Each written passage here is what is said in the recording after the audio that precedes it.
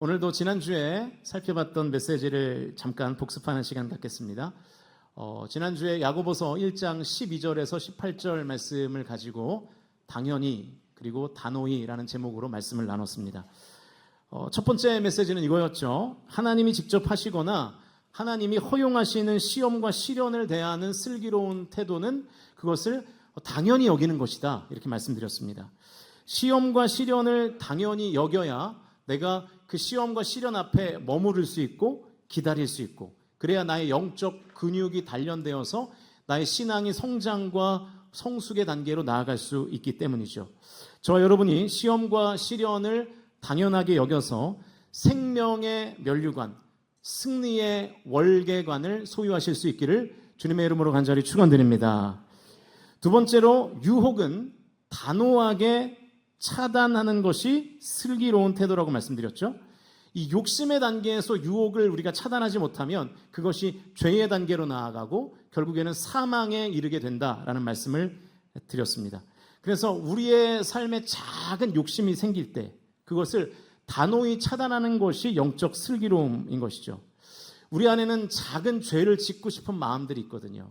요거 정도는 괜찮겠지 하는 그 마음들, 그때에 그것을 칼 차단하는 슬기로운 성도가 되시기를 주님의 이름으로 축복합니다.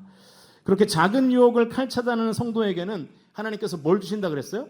위로부터 수많은 온갖 좋은 은사들, 선물들을 주시겠다고 약속하셨죠. 세 번째로, 나의 태도가 나의 고도를 결정한다라고 말씀드렸습니다. 지그 지글러가 말한 명언이라고 말씀드렸죠. Your attitude determines your altitude. 그러니까 당연한 것에는 우리가 단호하게 여기는 경향이 있어요. 그러니까 태도가 바뀐 거예요. 우리가 믿음의 시련을 견디고 그 안에서 참고 인내를 해야 되는데 그냥 단호하게 그 자리를 벗어나 버리죠. 그리고 우리가 작은 유혹에 대해서는 너무나 당연히 여겨요. 쉽게 넘어간단 말이죠. 이 태도를 바꿔야 된다. 그래야 우리의 인생에, 우리의 신앙 그래프가 하강 곡선을 그리지 않게 될 것이다 라는 말씀을 드렸죠. 이 당연히와 단호히를 뒤바꾸지 않는 슬기로운 신앙의 태도를 가지셔서 여러분의 신앙생활이 상승 곡선을 그리실 수 있기를 주님의 이름으로 축원드립니다. 이제 오늘은 슬신생 6번째 시간입니다. 페달을 밟으라라는 제목으로 주일 메시지를 나누겠습니다. 우리 19절 앞부분 말씀 같이 읽어보겠습니다. 화면을 보시면서 읽습니다. 시작. 내 사랑하는 형제들아, 너희가 알지니. 야고보서 첫 번째 시간에 제가 설명해 드렸어요. 야고보가 디아스포라, 그러니까 흩어져 있는 유대인들에게 보낸 편지가 바로 야고보서다라는 말씀을 드렸죠. 그러니까 야고보서의 독자들은 누구냐면 다 크리스천들이에요. 다 성도들이라고요. 야고보가 슬기로운 신앙생활을 위해서 흩어져 있는 그리스도인들에게 오늘 본문에서 지금 뭘 가르치고 있냐면 듣기, 그리고 말하기, 분노 조절하기를 가르치고 있는 거예요. 그리스도인으로서 듣기와 말하기를 어떻게 해야 될 것인가, 또 분노를 그리스도인으로서 어떻게 관리해야 될 것인가를 지금 가르치고 있는 거죠. 잘 보시면 여러분, 듣기와 말하기와 분노는 행위입니다. 행위. 이론이 아니라 실제예요. 야고보가 흩어져 있는 그리스도인들에게 말하는 거예요. 실제를 알아야 된다는 거예요. 우리는 신앙생활을 오래 하면서 하나님은 어떤 분이신가? 성령님은 어떤 분이신가? 예수님은 이 땅에 오셔서 무슨 일을 하셨나? 이런 것에 대한 수많은 지식들을 가지고 있죠. 여러분도 아마 성경 공부 예전에 꽤들 많이 하셨을 거예요. 예전에 유명한 성경 공부들이 있었잖아요. 베델 성경 공부 2년짜리. 예전에 우리 교회에서도 원로 목사님 때 했었다고 예를 드렸어요. 크로스웨이 성경 공부, 또 성경이 읽어지네, 성경의 맥을 잡아라, 이런 성경 공부 프로그램들을 한때 많이들 했을 거예요. 이게 뭐냐면 다 이론을 공부한 거거든요. 그런데 문제는 뭐냐면 과연 우리가 그렇게 배운 성경의 지식들, 하나님에 대한 지식들, 예수 그리스도에 대한 지식들이 우리의 삶으로 체화됐는가, 실제가 됐는가, 예수님의 인격이 나의 성품으로 변화됐는가 하는 거예요. 오늘 야고보는 지금 그 얘기를 하고 싶은 것입니다. 제가 파트타임 전도사로 강남 선능역에 있는 충무교회에서 4년을 사역했습니다. 고등부 아이들을 가르쳤어요. 저는 집이 인천이었으니까 교회에 가려면 이제 지하철을 타거나 혹은 광역버스를 타고 강남역에 내려서 이제 전철로 환승하는, 그렇게 해서 이제 교회에 도착했어야 했습니다. 주일 사역을 마치고 이제 피곤한 몸을 이끌고 지하철을 타고 서초역으로 갔어요. 왜냐하면 이제 강남역에서 타면 사람들이 너무나 많으니까 미리 머리를 쓴 거죠. 두 정거장 먼저 가서 거기서 좀 타야 되겠다. 그래서 앉아가고 싶다 해가지고 이제 서초역에서 내려서 정류장에서 버스를 기다리고 있는데 그 서초역 사거리에서 차 사고가 난 거예요. 운전자가 여성 두 분이더라고요. 이게 한 15년도 더 된 이야기 같은데요. 여성 두 분이 차를 그 도로 중앙에 세워놓고 막 싸우는 거예요. 당신이 잘못했다. 무슨 소리냐. 당신이 더 잘못했다. 막 그러고 있는 거죠. 그런데 점점 이제 목소리가 커지고 높아지기 시작해요. 그래도 서로의 잘못을 인정하지 않으니까 나중에 이분들이 어떻게 싸우냐면 이렇게 싸우더라고요. 보여주세요. 여러분, 저 들고 있는 책이 무슨 책일까요? 성경책입니다. 진짜 이렇게 싸웠어요. 제가 봤어요. 물론 이 사진은 제가 그 당시를 찍은 건 아니고 AI한테 만들어 달라 그랬어요. 이렇게 만들어 주더라고요. 너무나 충격적이었어요. 근데 여기서 끝나는 게 아니라 이제 한 여성이 성경책을 가지고 팔을 때리니까 맞은 여성도 가만히 있을 수 없잖아요. 자기 차에 가서 성경책을 또 꺼내더니 팔을 때리는 거예요. 진짜예요, 진짜. 제가 봤어요.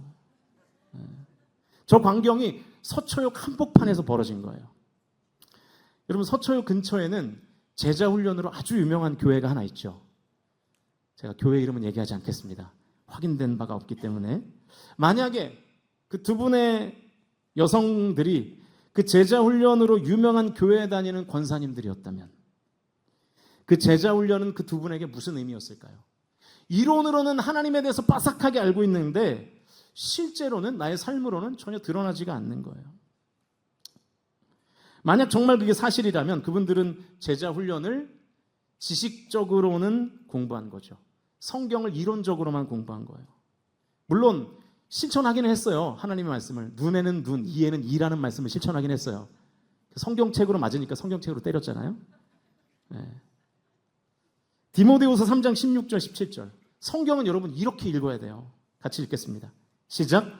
모든 성경은 하나님의 감동으로 된 것으로 교훈과 책망과 바르게 함과 의로 교육하기에 유익하니 이는 하나님의 사람으로 온전하게 하며 모든 선한 일을 행할 능력을 갖추게 하려 함이라.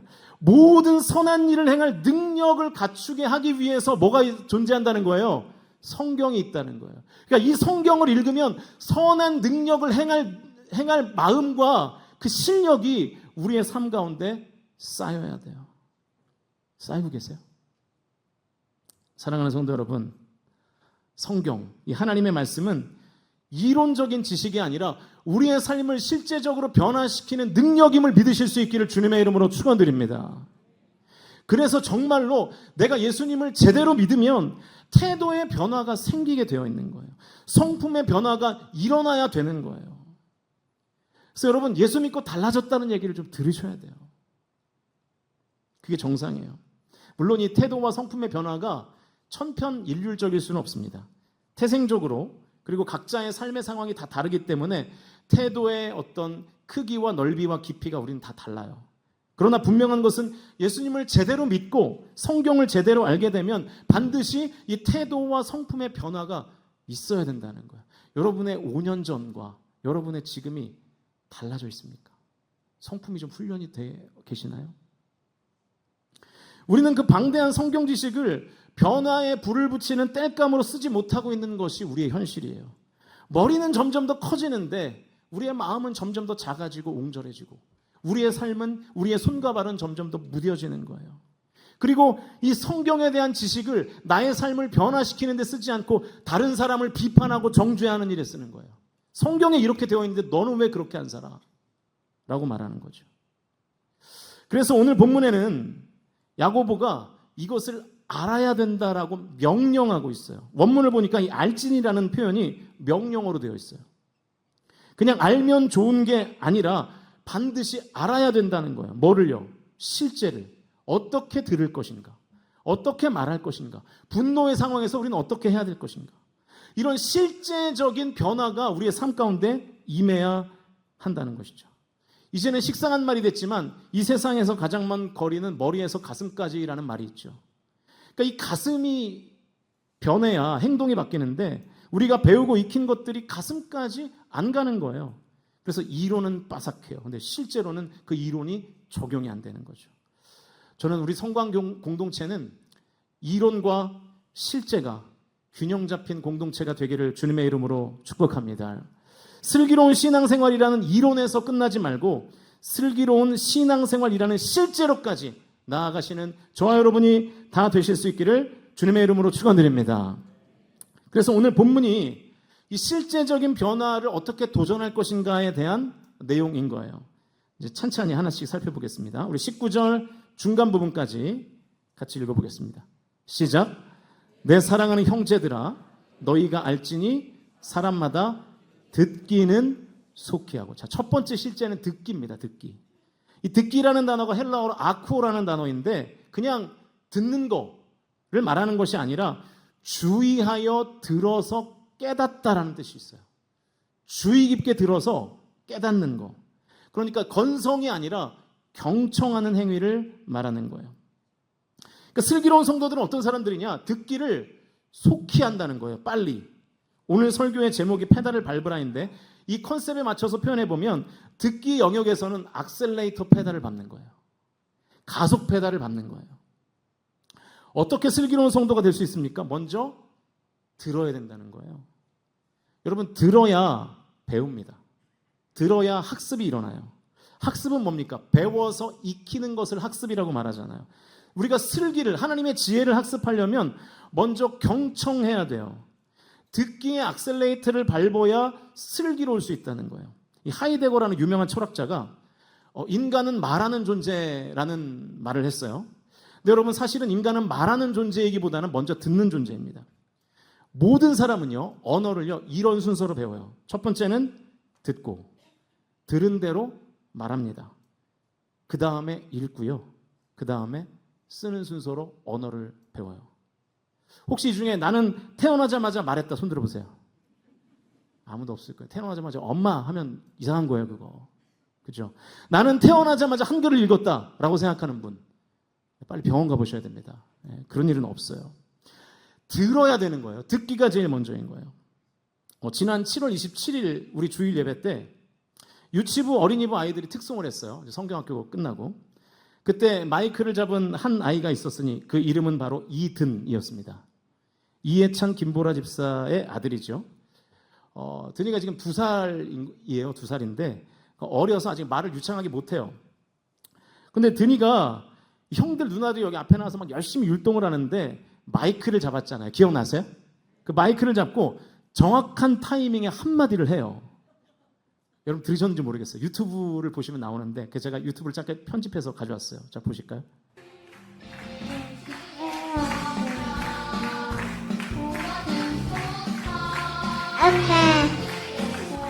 자, 여기까지 듣기 평가입니다. 뭐라 그랬죠, 드니가? 아멘이라고 그랬어요. 아멘. 보통 마이크를 잡으면 긴장하잖아요, 여러분. 그죠? 여러분은 제가 이렇게 앞에서 매주 설교하니까 저는 긴장을 하나도 안 한다고 생각하는데 저도 엄청 떨면서 사실은 설교를 하잖아요. 근데 드니는 긴장을 안 해요. 왜냐면 제가 얘가 뭔 짓을 하는지 모르기 때문에. 근데 드니가 말을 유창하게 못해도 완벽한 타이밍에 아멘을 말할 수 있었던 이유가 뭘까요? 수없이 들었거든요. 형들하고 누나들하고 연습하면서 이 찬양을 수없이 들으니까 아멘이 자기도 모르게 입 밖으로 나오는 거예요. 여러분, 들어야 말하는 것입니다.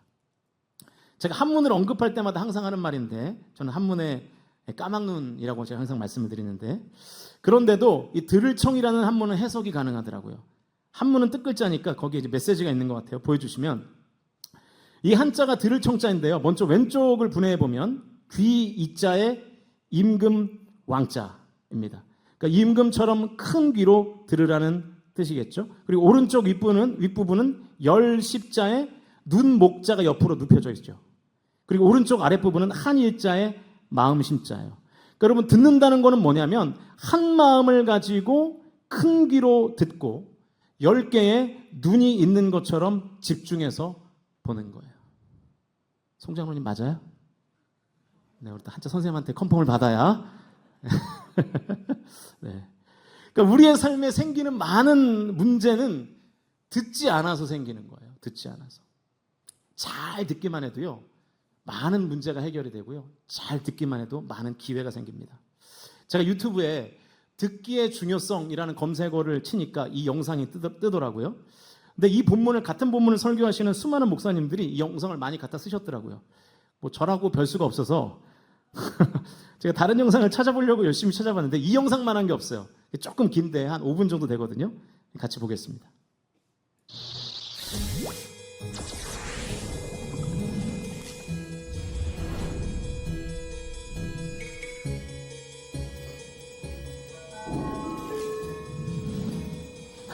다음 하우스의 눈을 듣고 슬기가 한자도 가장 특별한 것을 고르세요.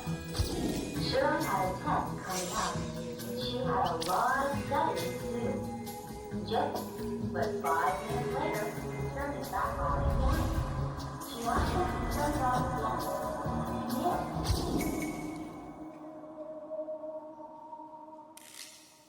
Forward to another successful launch for America's Space Shuttle Challenger. 4, 3, 2, 1, 0.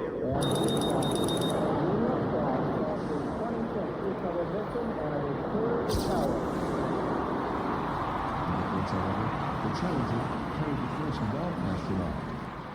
Challenger, go and throttle up. Challenger, go and throttle up.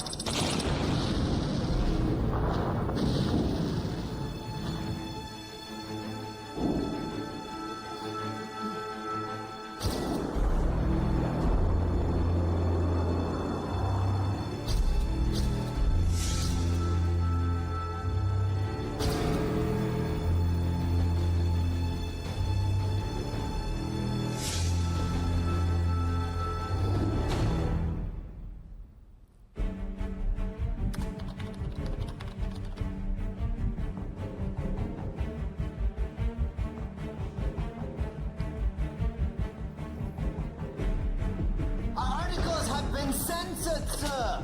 What? I'm very busy right now. Don't you remember how much the farmers suffered the last time we collected the data?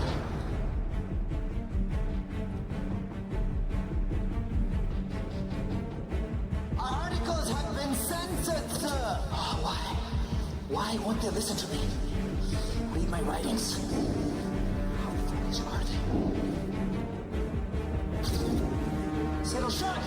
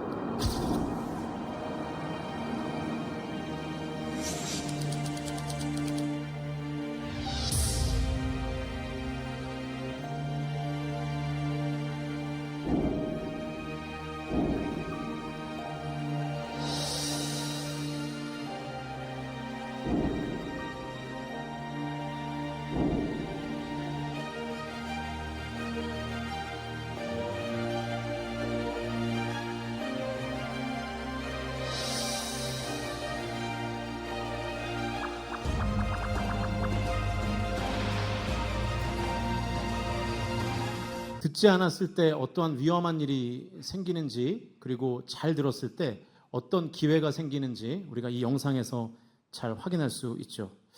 예수님께서도 공생의 기간에 종교 지도자들에게 이런 말씀을 하신 적이 있습니다. 마태복음 13장 13절 말씀입니다.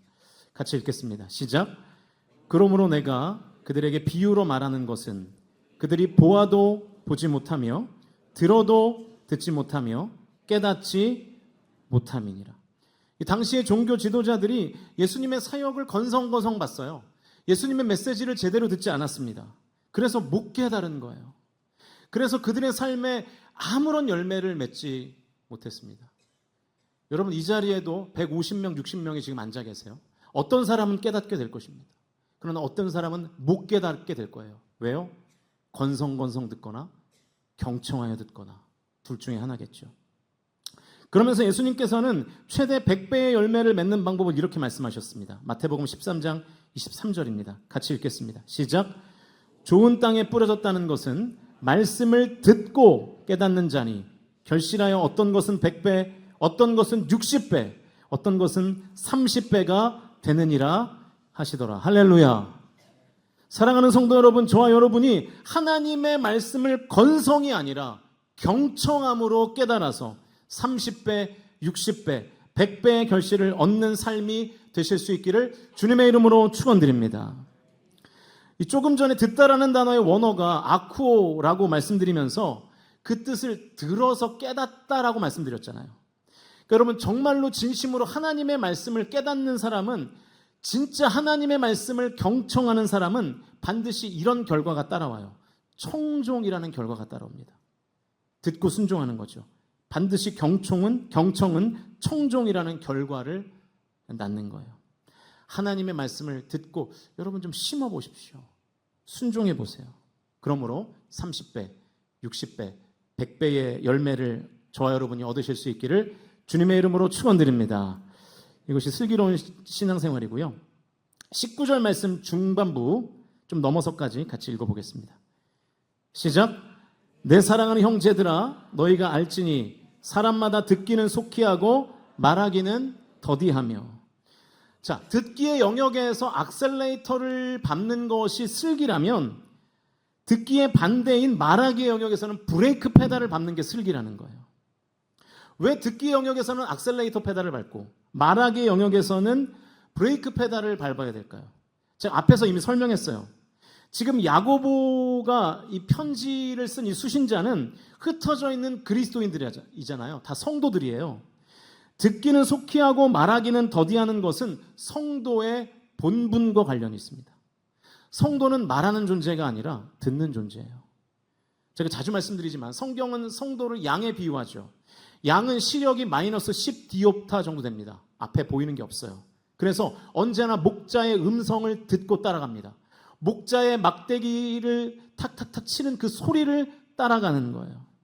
그렇지 않으면 생존할 수 없어요. 그런데 바로 이 양과 같은 존재가 바로 성도인 것이죠. 여러분, 그래서요, 교회도요, 듣는 곳입니다. 교회는 가르칠 교회, 모일 회자죠. 오해하시면 안 돼요. 가르치는 모임이다 이렇게 생각하시면 안 됩니다. 가르침을 받는 모임인 거예요.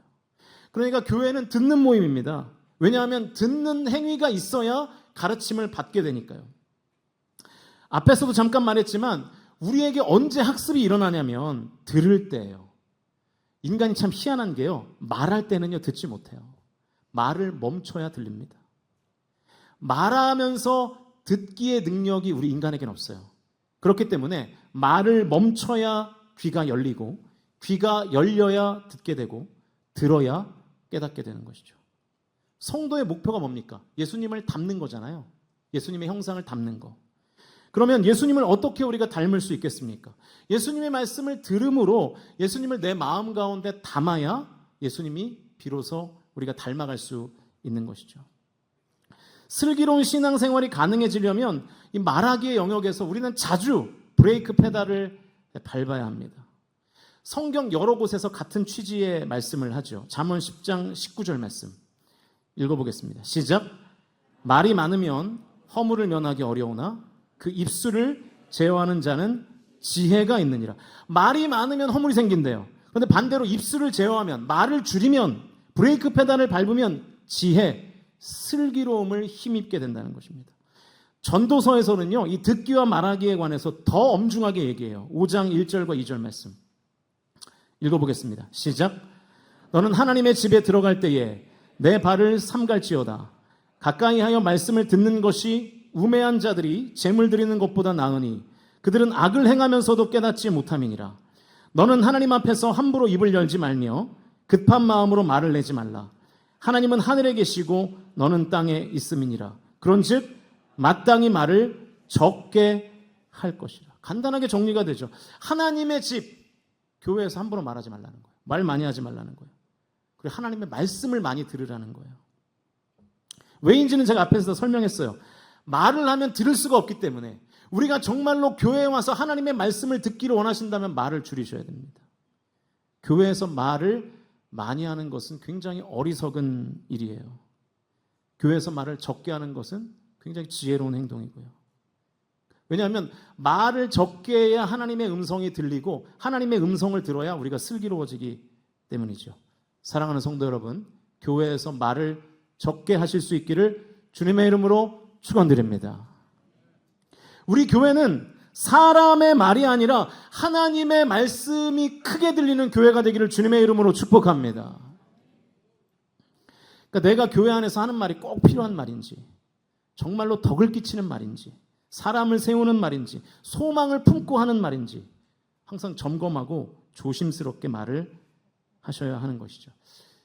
제가 기왕 말이라는 주제가 나온 김에 실제적인 좀 권면을 드리면, 여러분 순모임 너무 길게 하지 마세요.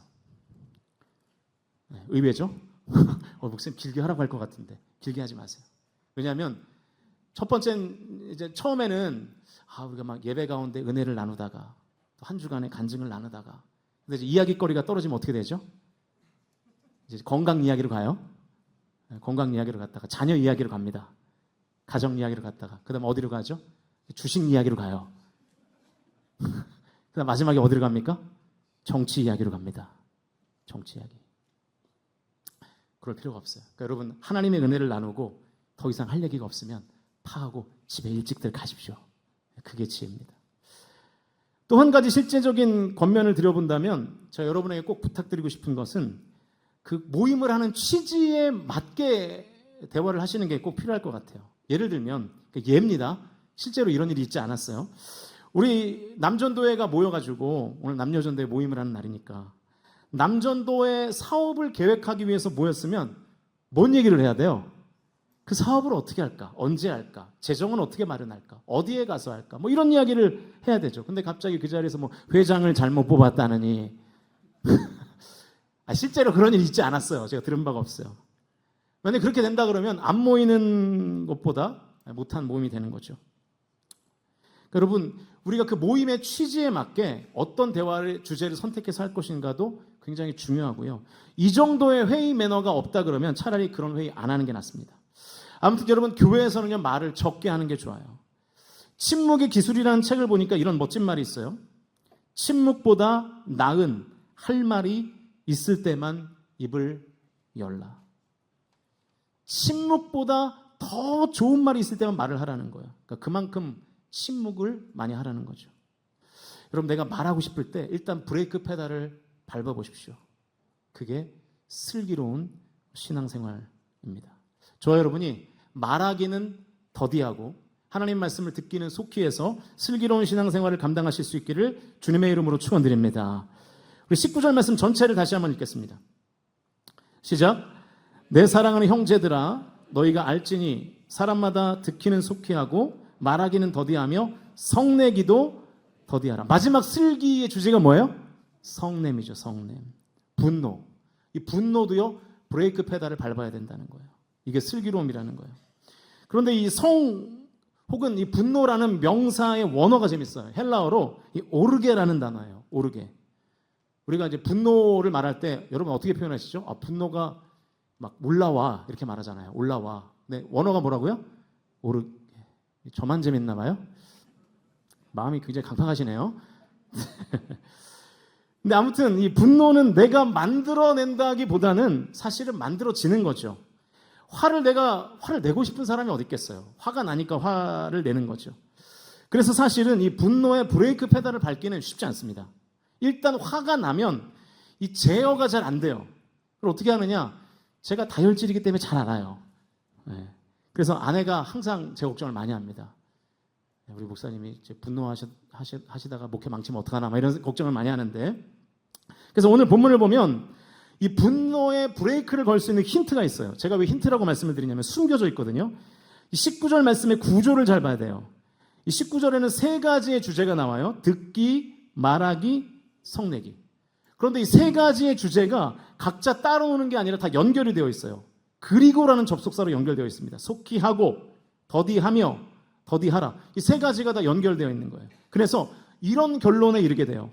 듣기 영역에서 악셀레이터 페달을 잘 밟고, 말하기 영역에서 브레이크 페달을 잘 밟으면 저절로 분노의 사이드 브레이크가 걸리는 거예요. 그러니까 분노는 더디하는 게 아니라 더디되는 거예요. 그러니까 듣기, 말하기, 분노가 다 연결되어 있는 거죠. 이건 제가 지지난주 직접 겪었던 실제 사례로 한번 설명을 해보겠습니다. 제가 담임 목회를 하면서 공적으로 분노하는 포인트는 크게 두 가지인 것 같아요. 첫 번째는 우리 교회를 얕잡아 봤을 때, 뭐 그런 일 별로 없지만, 또 하나는 우리 부교육자들을 하찮게 대할 때, 우리 교회 밖에 누군가가, 그러면 좀 이제 분이 나죠. 그리고 또 사적으로는 우리 아내를 소홀히 할 때, 이럴 때 이제 분노가 나죠. 네. 지금 장인 장모님 와 계시기 때문에 이런 말을 좀 해줘야 돼요. 지난주에도 저의 지시로 부목사님들이 지방의 연합 부흥회를 열심히 이제 준비했어요. 이 영상 뭐 편집도 하고 막 그랬는데, 지방의 모 목사님, 뭐 이름은 얘기하지 않겠습니다. 모 목사님이 자꾸만 어떤 일에 태클을 거는 것 같은 거예요. 부목사님들에게 보고를 받아보니까 뭐 그거 안 된다 그러고 약간 뭐 이런 식으로 얘기를 했나 봐요. 그 순간 제가 어떻게 됐을까요? 분노 게이지가 확 이제 오르기 시작하는 거예요. 원어가 뭐라고요? 오르게, 그래서 확 오르기 시작하는 거예요. 그래서 제가 이제 막 화가 나가지고 밥 먹다가 그냥 전화를 했어요. 따지려고. 근데 전화를 안 받아서 얼마나 다행인지. 다 선배 목사님들이니까요. 근데 이제 나중에 전화가 왔어요. 그래서 제가 막 따졌습니다. 목사님 왜 그렇게 하시냐고 막 따졌어요. 근데 후배가 막 따지니까 이 목사님도 좀 당황스럽고 황당하고 화도 좀 났던 모양이에요. 그래서 서로 약간 언성이 높아졌어요. 근데 이제 조금 뒤에 정신을 차리고 보니까 이게 의사소통이 잘 안 돼서 생긴 오해였던 거예요. 자세하게 뭐 그 내용을 설명할 필요까지는 없는데, 저는 지방회장 목사님한테 컨펌을 받고 다 처리한 일이었는데, 이 목사님은 지방회장 목사님한테 컨펌을 받지 않고 처리한 일로 오해를 했던 거죠. 그래서 이제 벌어진 해프닝이었습니다. 그래서 저도 미안하다 그러고 그 목사님도 미안하다 그러고 해서 잘 마무리가 됐는데, 제가 이 설교를 준비하면서 그런 생각을 했었어요. 만약 제가 먼저 말하지 않고 말에 브레이크를 먼저 걸고 듣기에 악셀레이터를 먼저 밟았다면 화내지 않았을 것 같더라고요. 제가 듣기 악셀레이터 페달을 밟고 말하기는 브레이크 페달을 밟았다면 서로 아마 성내는 일이 없었을 것 같아요. 그러니까 여러분, 듣기를 먼저 하면, 일단 들으면요, 대부분의 분노는 사그라드는 것 같아요. 말하기를 늦게 하고 듣기를 먼저 하면 분노 조절 장애가 아니라 분노 조절 잘해가 될 수 있어요. 분노 조절을 잘 할 수 있는 거예요. 저는 우리 성광 공동체가, 저부터 시작해서 우리 공동체 전체가 이런 문화가 정착되면 좋겠습니다. 우리 성광 공동체는 말하기는 더디하고 하나님의 말씀을 듣는 일에는 민첩해서 분노를 잘 조절하는 공동체가 되실 수 있기를 주님의 이름으로 축원드립니다. 우리 공동체가 듣기는 악셀, 말하기는 브레이크, 그래서 분노에는 사이드 브레이크가 잘 걸리면 어떤 일이 벌어지냐면 하나님의 의가 나타나요. 20절입니다. 20절 말씀 다 끝났어요. 점점 집중력이 지금 떨어지죠? 설교가 좀 길어가지고 20절 읽겠습니다. 시작. 사람이 성내는 것이 하나님의 의를 이루지 못함이라. 그러니까 당연한 순리죠. 우리가 듣기에는 브레이크를 밟고 말하기에 악셀 페달을 밟으면 우리 공동체 전체가 분노에 휩싸이겠죠. 분노가 생기면 어떻게 됩니까? 싸우게 되어 있어요. 교회에 분쟁이 생기는 거예요. 여러분, 교회가 싸우면 공동체가 깨집니다. 그럼 하나님의 의는 땅에 떨어지는 거예요. 제가 궁금해서 통계를 한번 찾아봤어요. 우리나라에서 분쟁을 겪고 있는 교회 숫자가 데이터화된 기록이 있을까? 없어요. 찾아보니까. 제가 또 집요하잖아요. 제가 어딜 들어갔냐면 대법원 포털 사이트에 들어갔어요. 들어가서 검색을 했어요. 일단 교회라고 검색을 하고 2001년 1월 1일부터 25년 8월 14일 설교 원고를 마감한 날입니다. 검색을 해봤더니 교회가 법정에 간 일이 535건이 떠요. 대법원이 186건, 헌법재판소가 52건, 고등법원 107건, 하급심이 190건. 그러니까 적어도 535개의 교회는 뭐 때문인지는 모르겠지만 교회가 싸운 거예요. 그래서 법원까지 간 거예요. 법적으로 드러난 것만 535교회. 근데 여러분, 여러분도 들으시잖아요. 우리 주변에 수많은 교회들이 분쟁을 겪고 있지 않습니까? 훨씬 많겠죠. 대부분의 교회들이 이런 분쟁을 겪으면 갈라집니다. 교회가 두 파로 나뉘어요. 그러면 적어도 535개의 교회는 하나님의 의의를 이루지 못하는 것입니다. 사랑하는 성도 여러분, 우리 교회는 대법원 포털에서 검색 안 되는 교회가 되기를 주님의 이름으로 축원드립니다. 검색 되겠는데요? 아멘 이렇게 해가지고는 주님의 이름으로 축원드립니다. 네. 그러니까 교회 내 분쟁이 아니라 이 평안이라는 하나님의 복이 늘 머무는 우리 성광 공동체가 되기를 주님의 이름으로 축복합니다. 교회 안에서 우리가 분노를 폭발시키면 무조건 교회 공동체는 깨지게 되어 있어요. 교회 안에서 화내지 마세요. 내가 아무리 억울해도 화내지 마세요. 화내면 갈라집니다. 분열돼요. 저와 여러분이 교회를 무너뜨리는 일에 쓰임받지 마시고 교회를 세우는 일에 쓰임받으실 수 있기를 주님의 이름으로 축원드립니다. 그것이 하나님의 의를 이루는 것입니다. 이제 말씀 정리하겠습니다. 여러분 차 좋아하시죠? 차. 이 마시는 차 말고 타고 다니는 카. 아마 이제 좀 차를 좋아하시는 분들은 드림카가 있어요. 드림카. 내가 꿈에도 갖고 싶은 차, 뭐 이런 게 있죠. 차에 대한 로망. 여러분은 어떤 차를 갖고 싶으세요? 어떤 차가 좋은 차일까요? 비싼 차가 좋은 차일까요? 보여주시면 이 차가 세계에서 제일 비싼 차랍니다. 메르세데스 벤츠 300 SLR 울란하우트 쿠페. 뭐 이름도 어려워요. 그냥 뭐 벤츠 하면 되지. 그냥. 네. 이 차가 얼마일까요? 맞춰보세요. 차를 좀 잘 아시는 분들.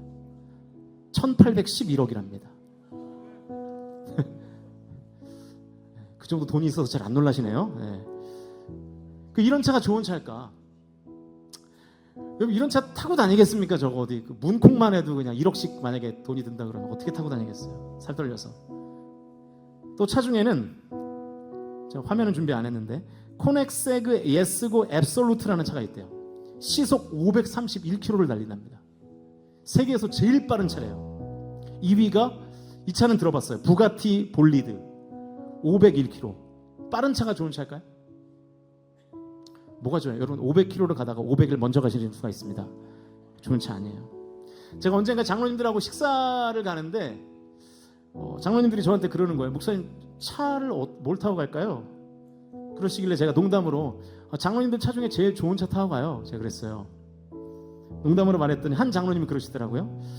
목사님 제일 좋은 차는 목적지를 가장 잘 아는 운전자가 주인인 차입니다. 그러더라고요. 굉장히 인사이트가 있는 말이었습니다. 이 자리에 계시는데 그 장로님이. 그러나 뭐니 해도 제일 좋은 차는 브레이크 페달이 튼튼한 차입니다. 브레이크 페달이 변변치 않으면 아무리 비싼 차라도 아무리 빨라도 운전자가 목적지를 잘 알고 있어도 우리를 목적지까지 안전하게 데려다 줄 수가 없어요. 여러분 가속보다 감속이 중요하고 전진보다는 정지가 중요하기 때문입니다. 저와 여러분이 말하기 그리고 분노의 영역에 대해서는 이 브레이크 페달을 튼튼한 브레이크 페달을 소유하시는 그래서 슬기로운 신앙생활을 감당하시는 저와 여러분이 되시기를 주님의 이름으로 축복합니다. 그리고 듣기 영역에서는 가속 페달을 밟아서 내 삶 가운데 하나님의 의를 이루어 그의 의를 구하는 자들에게 모든 것을 더하여 주시는 하나님의 벽을 저 여러분이 경험하고 사시는 슬기로운 성도들이 다 되실 수 있기를 주님의 이름으로 축복합니다.